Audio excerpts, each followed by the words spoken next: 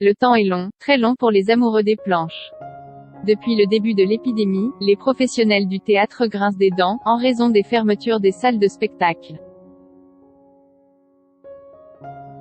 Et ce n'est pas Julie Gaillet qui dira le contraire. Chanceuse, la comédienne a pu retrouver le chemin d'un théâtre, à la faveur d'une séance photo au Théâtre de la Renaissance à Paris, en compagnie de la photographe Astrid Chamois.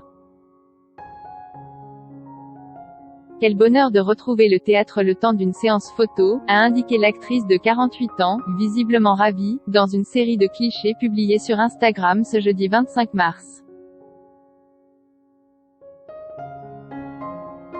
Pas épargnée par la crise, Julie Gaillet a été contrainte de se séparer de plusieurs collaborateurs de sa société Rouge International.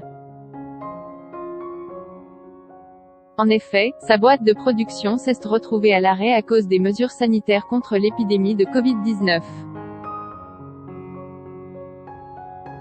Une situation compliquée à vivre pour la productrice, qui ne bénéficie pas de la trésorerie d'un gros studio. Je m'occupe d'auteurs indépendants, a-t-elle expliqué à nos confrères du JDD, dans un entretien paru janvier dernier. Pour autant, Julie Gaillet n'a pas mis en suspens sa carrière d'actrice.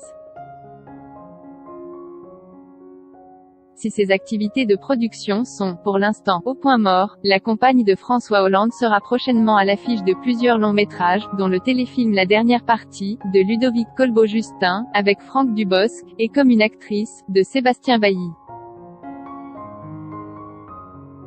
Julie Gaillet se mobilise pour la culture. Depuis le début de la crise sanitaire, Julie Gaillet se fait le porte-voix du milieu de la culture, notamment de la littérature.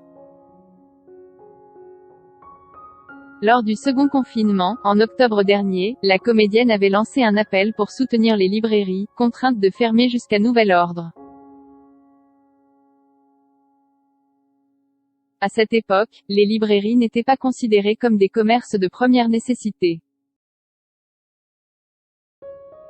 La comédienne avait alors relayé le tweet de l'auteur de bande dessinée Riyad Sattouf, en signe de soutien au secteur.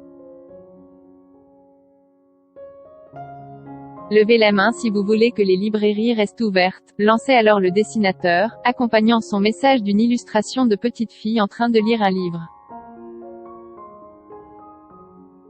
Article écrit avec la collaboration de 6 médias.